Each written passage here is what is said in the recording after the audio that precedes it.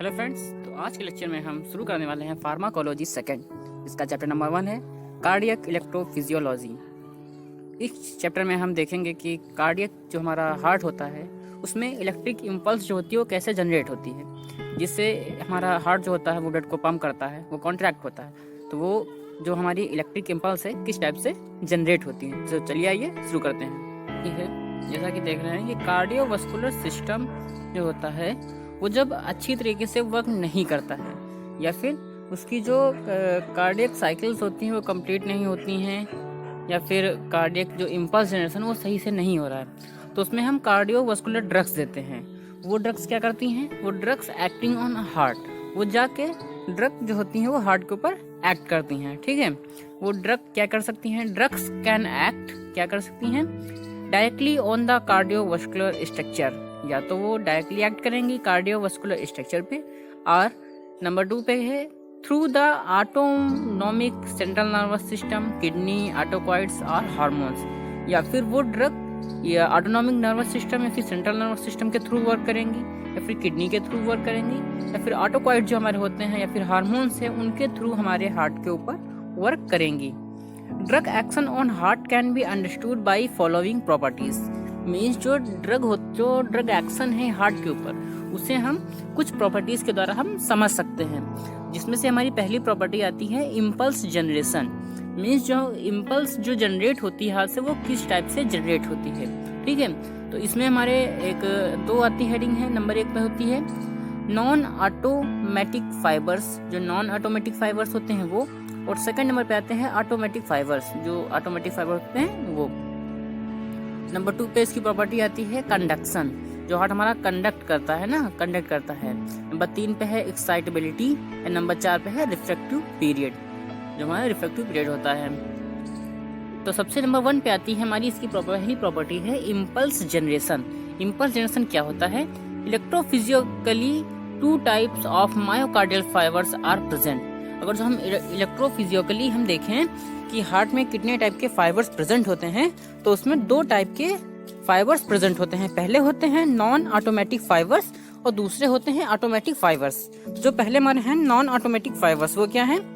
ये ordinary working fibres होते हैं, can not generate an impulse of their own. वो खुद से कोई भी इम्पल्स जनरेट नहीं कर सकते हैं। ये एक ऑर्डिनरी वर्किंग फाइबर हैं। ठीक है, पहली बात तो ये हो गई। और ये इम्पल्स का जनरेशन नहीं कर सकते हैं ना, ये नॉन ऑटोमेटिक फाइबर्स हैं। ठीक है, तो इसके कहते हैं ड्यूरिंग डायस्टोल। डायस्टोल के दौरान ये क्या करते हैं? Resting membrane potential remain stable. इनका जो रेस्टिंग मेम्ब्रेन पोटेंशियल होता है वो स्टेबल रहता है। वो कैसा रहता है? -90 mu ऑन स्टिमुलेशन। अब स्टिमुलेशन में क्या होता है? Rapid depolarization occur with considerable overshoot, that is +30 mu phase 0। जब ये स्टिमुलेशन के दौरान होते हैं, जब स्टिमुलेट होते हैं तब ये क्या करते हैं? इनमें रैपिड डीपोलराइजेशन होता है। ठीक है, वो भी किसके साथ? कंसिडरेबल ओवरशूट के साथ, जो कि है +30 mu। तो जो हमारी फेज 0 होती है वो कहलाती है the rapid return to near isoelectric level, that is phase 1।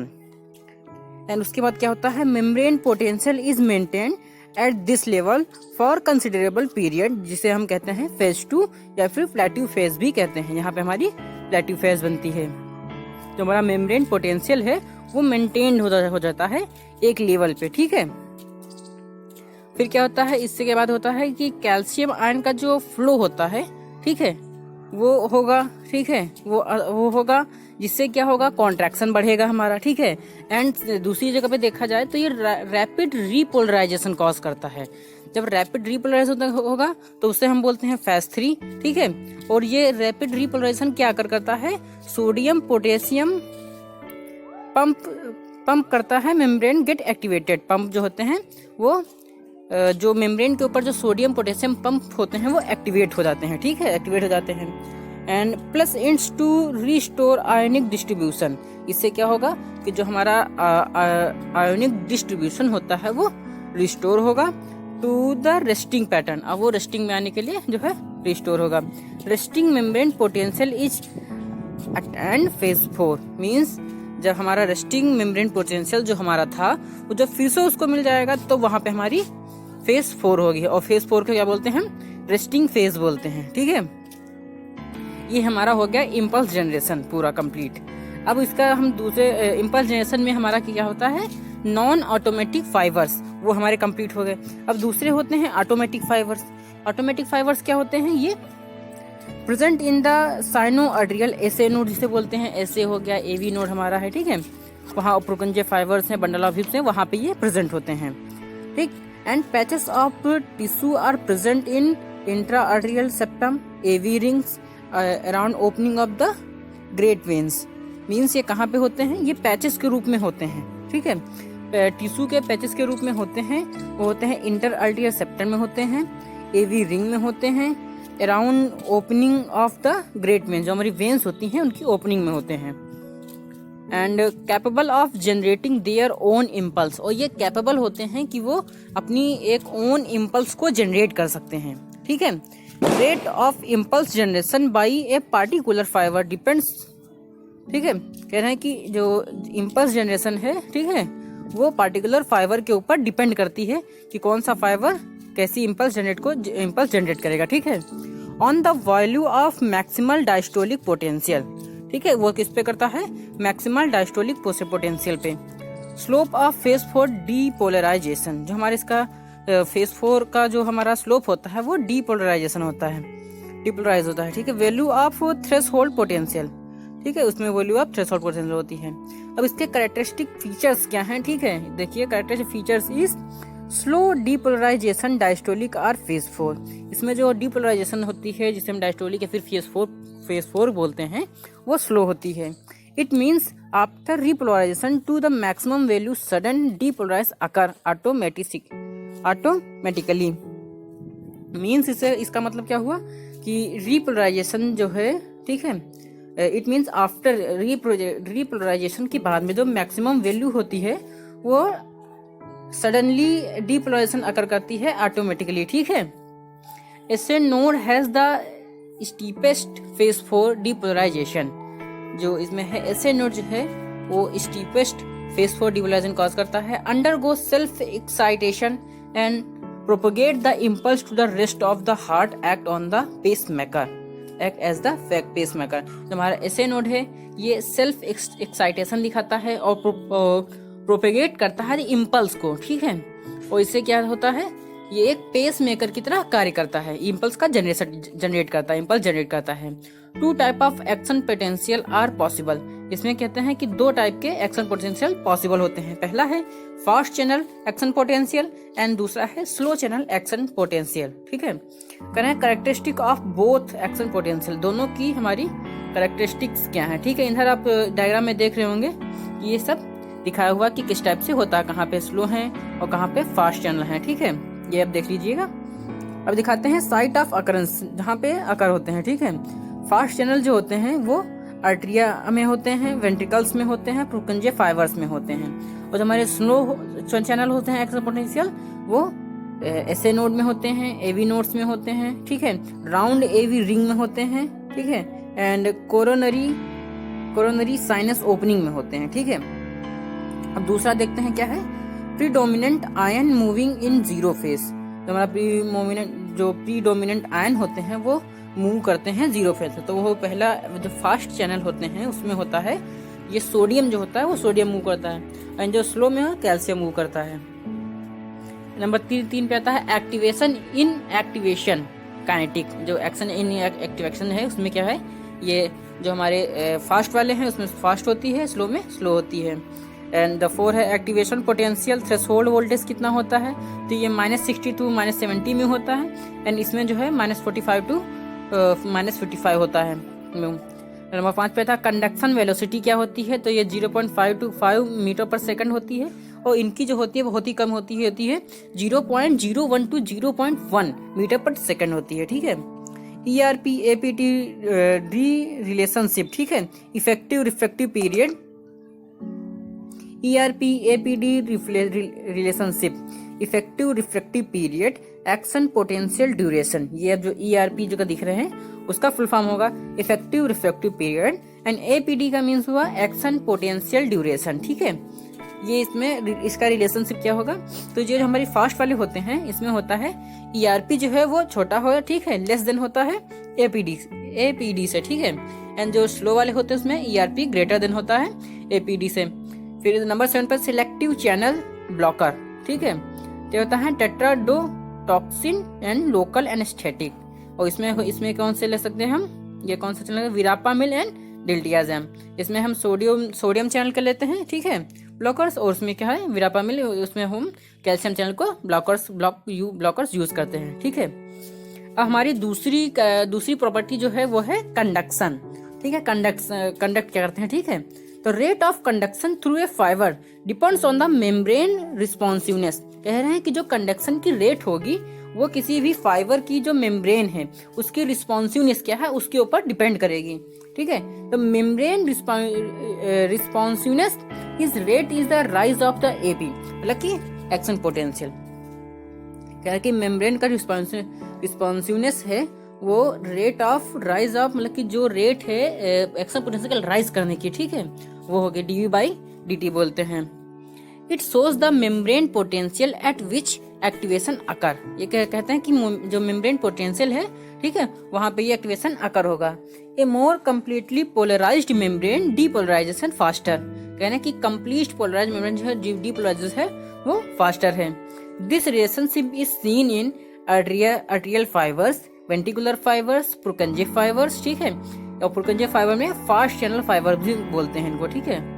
SA and AV nodal cells do not show the relationship. कह रहे हैं कि SA एंड AV जो AV नोडल सेल्स होती हैं वो रिलेशनशिप नहीं दिखाती हैं। A drug which reduces the slope of zero phase at any given resting membrane potential will shift the membrane responsiveness curve to the right। कह रहे हैं कि जो ड्रग है जो रिड्यूस करेगी स्लोप ऑफ जीरो फेज को, ठीक है, वो शिफ्ट करेगी द मेम्ब्रेन रिस्पॉन्सिवनेस को कर्व के राइट की ओर। एंड इम्पेड प्रिवेंट और इंटरप्ट, ठीक है, प्रिवेंट करिए फिर इंटरप्ट करेगी conduction while drug which shift the curve to the left and produces reverse action. और कह रहे हैं कि वो या तो प्रिवेंट करेगी या इंटरप्ट करेगी कंडक्शन वाइल ड्रग विच जो ऐसी ड्रग जो शिफ्ट करेगी कर्व को लेफ्ट की ओर, ठीक है, वो प्रोड्यूस करेगी रिवर्स एक्शन को प्रोड्यूस, जो मतलब लेफ्ट की ओर करेगी वो रिवर्स एक्शन प्रोड्यूस करेगी, ठीक है, और जो राइट की ओर करेगी वो एक रिड्यूस करेगी स्लोप के एक्शन को, ठीक है। Curve is also Altered by diseases. और जो हमारे कर्व जो बनता है, जो हमने इसमें देखा है जो कर्व बन रहा है हमारा, ठीक है, ये कर्व जो है डिसीजेस के थ्रू अल्टर हो सकता है, ठीक है। कोई भी डिसीज हो गई तो उसके थ्रू जो हमारे कार्डियोवास्कुलर हमारी जो एसेंडोल की कोई भी डिसीज हो गई, ठीक है, उसके थ्रू ये अल्टर हो सकता है, ठीक है। Small cells at the upper margin of AV node have very low conduction velocity. कह रहे हैं कि जो AV नोड होता है उसकी जो अपर सेल्स होती हैं, ठीक है, अपर और स्मॉल सेल्स होती हैं, उनके पास वेरी लो कंडक्शन वेलोसिटी होती है, जो कि क्या है 20 mm/s, बहुत ही लो होती है। Purkinje fibres have the highest conduction velocity. जो पुरकंजे फाइबर्स हमारे होते हैं, ठीक है, उनके पास हाईएस्ट कंडक्शन वेलोसिटी होती है, जो कि हमारी होती है 4000 mm/s, accept near there junction, जहाँ पे जंक्शन होते हैं वहां पर छोड़कर, with the ventricular fiber gate region जैसे बोलते हैं, जहाँ पे हमारे जो पुरकंजे फाइबर्स हैं वो वेंट्रिकल फाइबर्स के साथ जहाँ पर ज्वाइंट होते हैं, जंक्शन होते हैं, वहां पर छोड़कर, और उसे हम बोलते हैं गेट रीजन, ठीक है। ये आप ध्यान रहे अच्छी, ये एग्जाम में पूछा जाता है, ठीक है। एंड नंबर 3 पे आता है excitability. It is strength of stimulus required to generate a response or the produce an action potential. कह रहे हैं कि ये इट इज ए स्ट्रेंथ, ये स्ट्रेंथ है, एंड स्टिमुलस है, strength of stimulus required to generate, ये रिक्वायर्ड करता है जनरेट करने के लिए किसको, response of the produce of an action potential generate करने के लिए, ठीक है। हाइपर पोलराइजेशन से क्या होगा, डिक्रीज होगी एक्साइटेबिलिटी। अगर हाइपर पोलराइजेशन होगा तो उससे क्या होगी, डिक्रीज होगी excitability. Small reduction in resting membrane potential increase करेगा, increases excitability by increasing and decreasing gap between its threshold potential. कह रहे हैं कि जो स्मॉल रिडक्शन, अगर जो हम स्मॉल रिडक्शन करें रेस्टिंग मेम्ब्रेन पोटेंशियल में, तो इससे क्या होगा, इंक्रीज होगी एक्साइटेबिलिटी।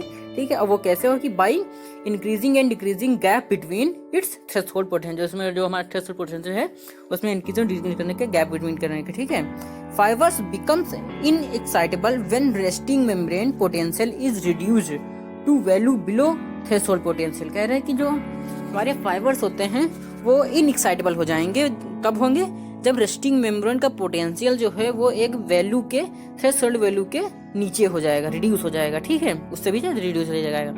फिर नंबर 4 पे हमारी प्रॉपर्टी आती है, वो है रिफ्रैक्टिव पीरियड। अब कहते हैं रिफ्रैक्टिव पीरियड क्या होता है। ठीक है, number 4, it is minimum interval between two propagating action potential. ठीक है, it is most important and closely related to action potential duration. ठीक है, इन फास्ट चैनल फाइबर। अब कह रहे हैं कि फास्ट चैनल फाइबर में रिफ्रैक्टिव पीरियड क्या है, कह रहे हैं कि action potential can be evoked when even before complete repolarization as the sodium channel recover in voltage dependent manner above the threshold potential। इसमें क्या होगा, जो ERP बाई APD है वो लेस देन होगा 1 के।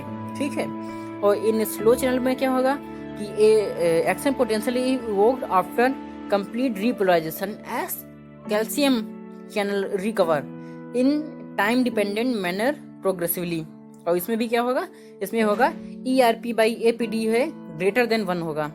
Most anti arrhythmic drugs increases ERP by EPD ratio. ये जो रेशियो है ये एंटी एरिथमिक ड्रग्स जो होती हैं वो इंक्रीज कर देती हैं, जिससे क्या होती है कि हमारी जो इम्पल्स जनरेशन है वो बढ़ जाती है। ठीक है, तो आज के पेट में हमने आज के लेक्चर में देखा कि कार्डियक इलेक्ट्रोफिजियोलॉजी जो हमारी है वो कंप्लीट हो गई, कि किस टाइप से जो हमारी इम्पल्स जनरेट होगी। ठीक है, और इम्पल्स जनरेशन कैसे होता है, नॉन ऑटोमेटिक फाइबर्स कौन से हैं, ऑटोमेटिक फाइबर्स कौन से हैं। ठीक है, फिर इफेक्टिव पीरियड क्या है, कंडक्शन क्या है, ठीक है, एंड एक्साइटेबिलिटी क्या है, इसे हमने इसके पहले लेक्चर में देख लें। इसे एग्जाम में क्वेश्चन ज़्यादातर नहीं आते हैं, अगर आता है तो एक लॉन्ग क्वेश्चन केवल आता है, वैसे इससे अक्सर का क्वेश्चन नहीं आता है। ठीक है, तो इससे आप अगर जो नोट्स बनाना चाहें तो बना सकते हैं, वरना इसकी कोई ज़रूरत नहीं है, आप इसके दूसरे लेक्चर से आप नोट्स बनाना शुरू कर सकते हैं।